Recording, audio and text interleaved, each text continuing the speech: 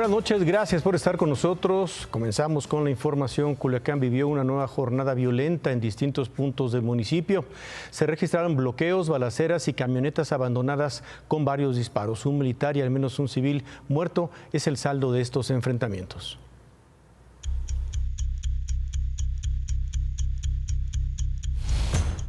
Desde antes de las 6 de la mañana, grupos armados se enfrentaron en el sector La Campiña de Culiacán. En este punto, militares fueron atacados cuando se encontraron con los delincuentes. 2 militares fueron lesionados, uno en la pierna y otro con un disparo en el rostro.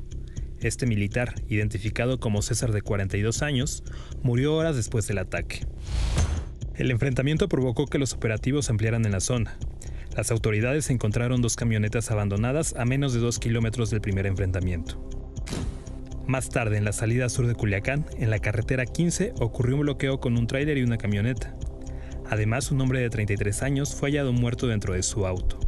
En redes sociales, personas que viajaban en transporte público rumbo a Culiacán mostraron cómo hombres armados les avisaban sobre los enfrentamientos en la ciudad.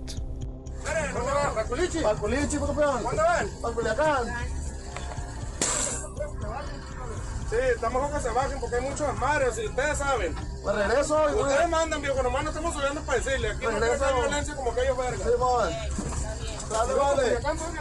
Ándale, pues.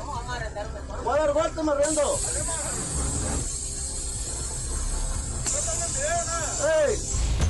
Los enfrentamientos no solo se dieron en Culiacán. Los más violentos ocurrieron en la ciudad de Costa Rica, donde fueron encontrados 10 autos abandonados con varios disparos. La mayoría eran camionetas de lujo y con blindaje. En este punto una persona fue detenida. Además se reportó que hubo 2 heridos, quienes ingresaron a distintas clínicas.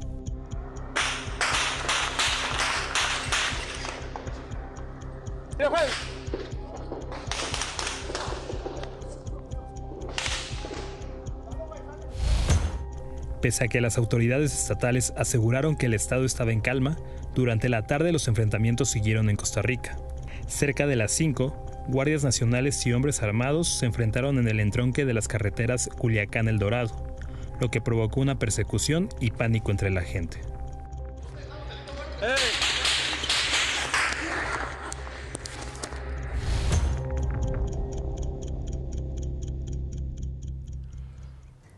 Por la tarde se informó que fueron detenidas otras 3 personas en la ciudad de Costa Rica y por estos hechos violentos las clases fueron suspendidas en Culiacán y en Costa Rica precisamente. Esta noche el gobierno del estado informó que mañana las clases se van a reanudar. Y luego de los enfrentamientos, hoy llegaron más militares a Culiacán. Con este refuerzo de 100 soldados se busca contener los enfrentamientos armados en la ciudad. La llegada de los militares fue anunciada por el gobernador en su conferencia de prensa semanal. Transportistas bloquearon sobre la autopista México-Querétaro para exigir mayor seguridad, pues denuncian que no pueden dar servicio en Jilotepec y en Huehuetoca. Esto en el Estado de México por la presión de grupos delictivos. Los transportistas aseguran ser víctimas de extorsión y quema de unidades. Aseguran que no han recibido ayuda de ningún tipo de autoridad, pese a que han denunciado estos casos.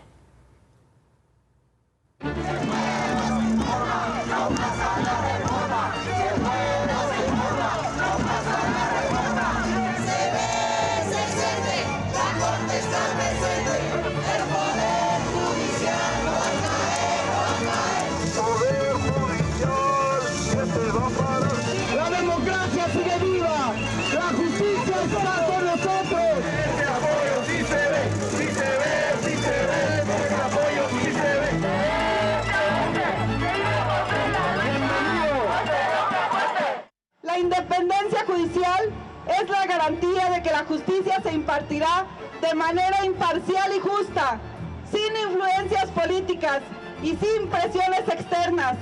Hoy enfrentamos desafíos que buscan socavar esta independencia y con ella la democracia misma. Juntos podemos resistir los intentos de menoscabar nuestra independencia y asegurar que la justicia siga siendo un refugio para todos. ¡Viva México! ¡Viva México! ¡Viva México! Pues arranca la 4ª semana de paros y protestas de trabajadores del Poder Judicial Federal que están en contra de la reforma precisamente judicial que está avanzando en el Senado. Así se manifestaron ayer y así se siguen manifestando el día de hoy.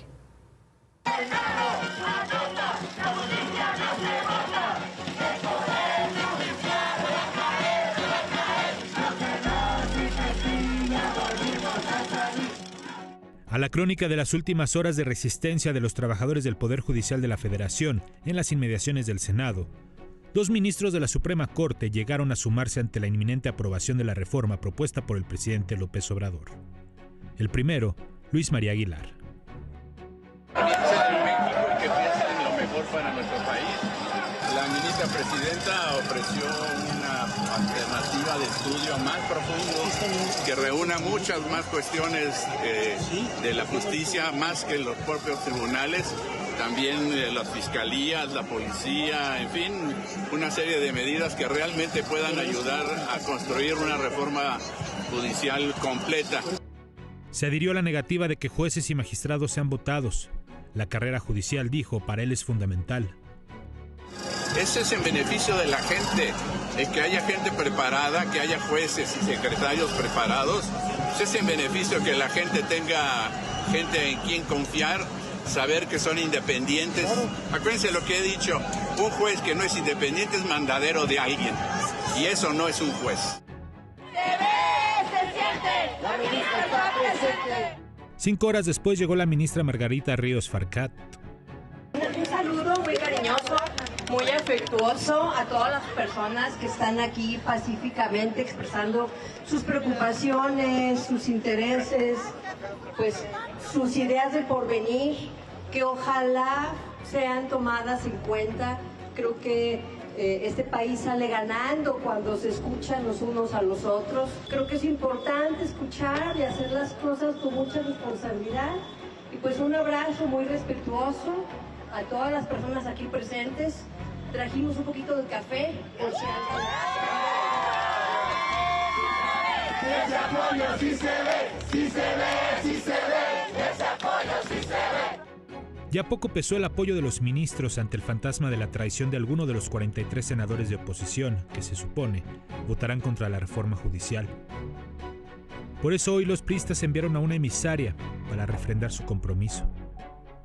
Firmes en contra y puestas para iniciar, sí, una iniciativa que verdaderamente atienda las necesidades del Poder Judicial, una reforma que verdaderamente sea con la opinión de ustedes y con el beneficio de México. Muchas gracias.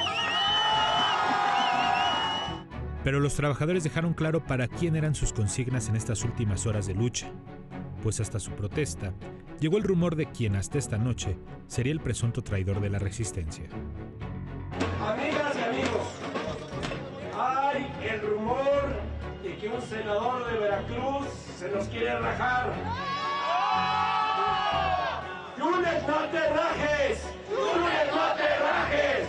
¡Lunes, no te rajes! ¡Lunes, no te rajes! ¡Lunes, no te rajes! ¡Lunes, no te rajes!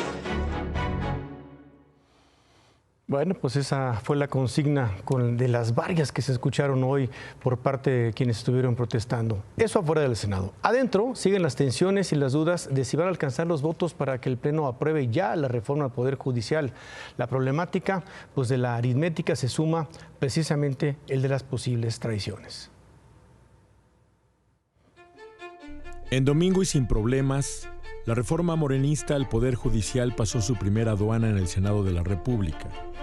Casi 7 horas de debate y ni un solo cambio. El partido oficial y sus aliados sacaron adelante la minuta. Entonces la oposición fincó su intento de detener al aplanador oficial con un dique construido por 43 senadores. A las 8 de la mañana así fijaba su posición la bancada de Movimiento Ciudadano, que aporta 5 senadores a la construcción del muro. ¿El traidor va a salir de MC? Que no cuenten con nosotros para eso, mi querido Manuel. Nosotros firmes, resueltos, dispuestos no solo a dar el debate, sino a mantener nuestra posición. Ese ha sido el compromiso público de quienes integramos la bancada de Movimiento Ciudadano. En el PRI, los 15 que conforman el grupo se encuentran reunidos desde ayer, incluso con sus suplentes. Todos se dicen listos, Miguel Riquelme incluido, quien la semana pasada convalecía en una cama de hospital. Él ya dijo presente en el grupo tricolor. ¿Del PRI va a salir? Vamos a votar en contra. Por lo pronto, en el PRI, Manuel, estamos firmes, estamos sólidos, estamos concentrados ya en la Ciudad de México. Nadie se va a mover en estos días. Y en Acción Nacional, la confianza de la mañana se transformó en dudas hacia el mediodía y zozobra hacia la noche. De esos 22 senadores, uno no aparece. Miguel Ángel Yunes Márquez, que no llegó a la reunión de su bancada. Se especuló que ya se había mudado a Morena, que él y su voto estaban perdidos, lo que reventaría el dique. Estamos con la confianza de que cada uno de los integrantes honremos el compromiso que hicimos. Incluido Miguel Ángel Yunes Márquez. Cada uno de nosotros somos responsables ante los ciudadanos que nos dieron su voto y así lo expresamos. Y bueno, tenemos la confianza de que honremos nuestro compromiso. En un mensaje de menos de 3 minutos de duración en el que no aceptó preguntas, su coordinadora, Guadalupe Murguía, admitió que no tiene contacto con él. Como coordinadora del Grupo Parlamentario de Acción Nacional, hago un respetuoso y firme llamado a que confirme su postura en torno a la reforma del Poder Judicial. ¿No han tenido comunicación con el senador todavía? Hasta este momento no ha habido. El Senado ha convocado a sesión mañana. El senador Yunes o su suplente, su padre, podrían aparecer en el Pleno. El suspenso es dónde, en qué curul lo hará. Pues ¿dónde está el panista Miguel Ángel Yunes Márquez? Es una pregunta reiterada, como bien se da cuenta. Los senadores de Morena quieren acelerar esta misma semana la aprobación de esta reforma. Mañana planean darle primera lectura al dictamen y si les alcanzan los votos, de una vez mañana iniciar con una segunda sesión para votar. Bueno, por su parte, el Pleno de la Suprema Corte de Justicia de la Nación extendió hasta el jueves la suspensión de labores. Es la segunda semana en la que los ministros de la Corte también están en paro, a la espera de lo que decidan los señores senadores. Y el Consejo Coordinador Empresarial publicó una carta abierta al Senado. Los empresarios le piden a los senadores que permitan una discusión deliberada, extensa, sin prisas, de esta reforma judicial. Están abiertos o estar abiertos a ponderar y hacer cambios. Piden también los empresarios que la reforma garantice la división de poderes y la independencia al Poder Judicial. Dicen que solo un sistema de justicia acorde a los nuevos tiempos permitirá lograr un mayor crecimiento y desarrollo. Bueno, ayer la ministra presidenta de la Corte, Norma Piña, planteó una propuesta alterna de reforma al Poder Judicial Federal. Es un compendio de 66 propuestas elaboradas en el Consejo de la Judicatura Federal sobre temas como la seguridad pública, la investigación de delitos, la transformación de las fiscalías, apoyo a las víctimas, entre otros. Norma Piña difundió un mensaje donde dijo esto. La demolición del Poder Judicial no es la vía como se pretende. Si tenemos el valor y la voluntad real, hoy mismo podríamos dar pasos firmes para hacer los cambios profundos y necesarios para construir la paz, la justicia y la reparación que México tanto necesita. Nuestra historia no se puede definir a partir de la narrativa fácil de que todos los problemas de seguridad y justicia en el país son culpa de los jueces. Quienes así lo crean no conocen México. Hoy temprano el presidente López Obrador respondió así a lo que dijo la ministra Piña. No, creo que está en su derecho, como todos los que se oponen a que se reforme el Poder Judicial. Sin embargo, es evidente que impera la corrupción en el Poder Judicial, porque está podrido el Poder Judicial. Entonces sí se requiere demolición en el Poder Judicial, no limpia como en los otros poderes. Igual que en los otros poderes, ¿no? Ella usó la palabra demolición, pero pues no se va a destruir nada, al contrario. Por su parte, la presidenta electa Claudia Sheinbaum utilizó la propuesta de la ministra Piña para criticar al Poder Judicial. En la propuesta se presentan datos sobre la reducción de las relaciones familiares entre trabajadores. Esto lo interpretó así la presidenta electa. Creíble. Es el reconocimiento de la presidenta de la Suprema Corte del nepotismo dentro del Poder Judicial. Entonces, pues, evidentemente tiene que sacudirse ese poder y es un escándalo. Es un reconocimiento de que en efecto la manera de entrar al Poder Judicial pues es por relaciones familiares, no por carrera judicial, que es lo que supuestamente defienden tanto. Y luego dicen que no hay corrupción en el Poder Judicial. Entonces por eso es tan importante la reforma al Poder Judicial.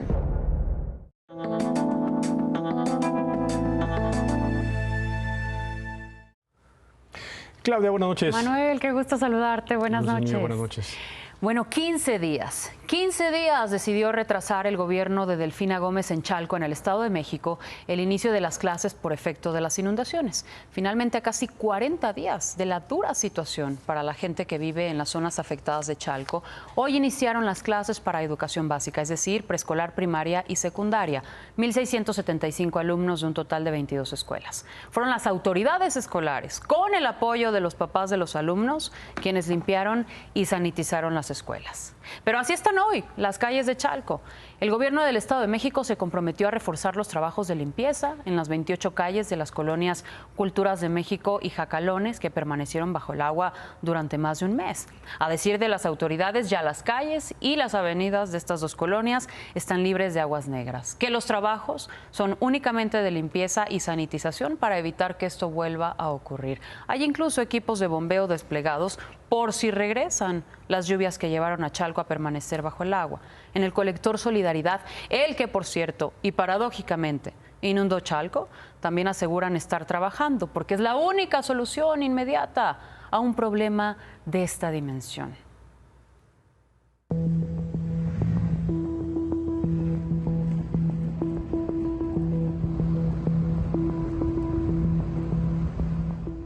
El colapso de este tubo viejo y ahora roto y por cuyo interior podría circular una camioneta es el que hace 38 días falló, lanzando a las aguas negras los pedazos de Chalco que año tras año se remojan en sus propios desechos.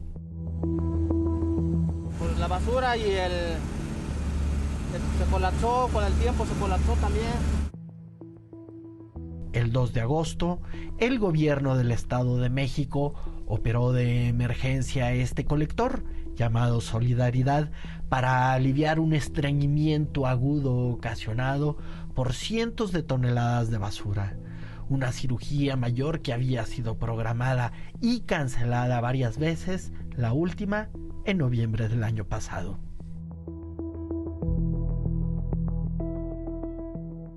La obra pública a la vista es una línea de trolebús que corre justo en paralelo del túnel del desagüe que alivia las 4 colonias ahora damnificadas. Los trabajos del sistema de transporte están hoy detenidos ante la emergencia con que se ejecutan los del drenaje. Otras deficiencias en el drenaje reconocidas por las autoridades se encuentran, una sobre este borbotón negro y la otra, muy cercana, a las afueras de este negocio moribundo. Aquí persiste la gran inundación de Chalco de 2024 y que sigue atendida con camiones Vactor, lo que es tanto como vaciar una alberca a cucharadas y con estas mangueras que funcionan a manera de bypass del colector obstruido y abierto. La emergencia parece cercana a su fin, pero el camión de la basura es hasta hoy el recolector de vidas enteras. ¿Usted vive aquí? Sí. ¿Qué pasó? ¿Le subió mucho el agua? O sea, se ve que fue una situación bien complicada. ¿Perdió todo? Completamente. Todo se lo llevaron, allá todo ya. ¿Perdió todo? ¿Cuánto tiempo va a tardar en irse el olor, señora? No, ya no vamos a regresar a vivir aquí. A decir de la gobernadora, en 3 semanas se estaría cerrando este capítulo para Chalco, es decir, a finales de septiembre. Por lo menos para esta señora es demasiado tarde. Delfina Gómez se comprometió a voltear la vista hacia Chalco, a dignificar las condiciones en las que viven y a darle a Chalco un lugar más visible en el mapa del Estado de México. Ojalá.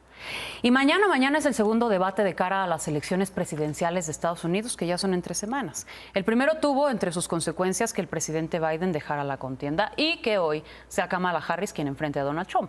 Según una encuesta del The New York Times, llegan prácticamente empatados. Trump tiene una ligera ventaja por el 48%, Kamala Harris a solo 1 punto de Trump con el 47%. El debate de mañana va a ser en Filadelfia, es organizado por la cadena ABC. Y quizá tras el debate de mañana se defina con más claridad al futuro presidente de Estados Unidos. Atentos a 3 semanas al debate, de la supuesto. elección. Sí. Muchas gracias. Buenas noches, Manuel. Buenas noches. Gracias, Claudia. Vamos a ir a una pausa, pero antes, David. Finalmente la inflación comienza a ceder. 4.99 a tasa anual. Ahorita te platico los detalles. Pues bueno, parece que la inflación ya comienza a ceder después de 5 meses bastante difíciles. Manuel, ¿cómo estás? Muy buenas noches. La inflación 4.99 a tasa anual. Es una disminución de más de medio punto con respecto al mes previo. Y lo importante aquí es que la inflación subyacente, esa que es mucho más volátil, no subyacente, perdón, que es mucho más volátil, bajó de 2 dígitos. Había estado en 2 dígitos, bajó al 8% a tasa anual. ¿Qué es lo que está pasando? Parece que ya la inflación se empieza a controlar, se empieza a contener, y que tenía razón el Banco de México en su más reciente decisión de política monetaria cuando dijo: hacia adelante vemos que las presiones inflacionarias están disminuyendo, que todavía hay precios que están muy volátiles, pero que están disminuyendo. De hecho, la inflación en su corazón está en 4%, ya está dentro de la meta, no en la general, pero con la que se toman las decisiones de política monetaria, la inflación ya está controlada. Ahora, digamos, está donde debe estar. Son buenos datos, de acuerdo, 4.99 está dentro de la meta, pero es un dato, David. ¿Qué tenemos que esperar? Así como cuando dices, cuando hay una recesión tenemos que esperar 3 datos negativos. ¿Qué hay para los positivos? En este caso tenemos que esperar a que la inflación siga disminuyendo y que alcance la meta, que es la que dicen que la alcanzará en algún momento de 2025, que es estar en 3 más menos 1, el 4. Si ves, históricamente la inflación siempre ha estado en las épocas buenas. En las buenas. 3.6%, o sea, 3.6, 3.7. Es dentro del rango. Entonces, esperar que siga disminuyendo así y que haya un mejor control de precios. Con todo, esta inflación acumulada durante este sexenio es la más alta de los últimos 4 sexenios. Sí, 4 sexenios. Ahora, ¿por qué bajó, David? Bajó en buena medida por la política monetaria en el corazón de la inflación y porque algunos precios que son muy volátiles comenzaron a corregirse. O sea, comenzaron a corregirse los precios de algunas frutas y verduras, que esos tienen mucha incidencia en el índice y son muy volátiles. Que subían mucho de precio. Sí, que esos dependen de repente si hay sequía o si los delincuentes hacen bloqueos o cosas de este tipo. Más o menos se controlaron. Pero la tendencia en el largo plazo, la tendencia de inflación ya comienza a orientarse hacia abajo. Ahora, ¿esto indicaría algo para la reunión del Banco de México del día 26? Yo creo que Banco de México medida quizá para bajar tasas un poquito más. Yo creo que Banco de México va a volver a bajar la tasa. ¿Sí? Sí, porque si consideramos que con una tasa del 8,5 teníamos una inflación más o menos un poquito más alta de la que tenemos ahorita, no habría razón para que la tasa se mantuviera alta. Insisto, en la trayectoria de los precios que va disminuyendo, e insisto también en que la política monetaria no se toma con el dato de hoy. Sus efectos se ven en el largo plazo. Muy bien. Entonces yo creo que sería bastante buen momento. ¿Con qué nos vamos, David? Pues vámonos, ¿qué te parece con el Consejo Coordinador Empresarial, que hace un llamado a los senadores a que la reforma judicial la piensen bien? Muy bien, muchas gracias, David. Con eso hacemos una pausa y volvemos.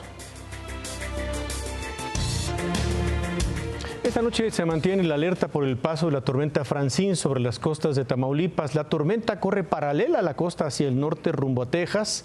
Por las condiciones climáticas es probable que mañana se intensifique a huracán categoría 1 y esto va a provocar lluvias torrenciales y vientos fuertes en Tamaulipas y en Veracruz. Por lo pronto, las lluvias ya inundaron varios puntos de Matamoros. Las colonias más afectadas hasta el momento incluyen Fuentes Industriales, Marcelino Miranda, Los Sauces y Buenavista. Autoridades de Protección Civil determinaron cerrar la playa Miramar porque el agua ha salido del mar por la marea, por el oleaje fuerte. Además, las autoridades de Educación de Tamaulipas anunciaron la suspensión de clases en 3 municipios, en Matamoros, en Vallehermoso y en San Fernando. Con esto nos despedimos. Gracias por habernos acompañado. Se queda con ¿Qué importa? Muy buenas noches. Descanse.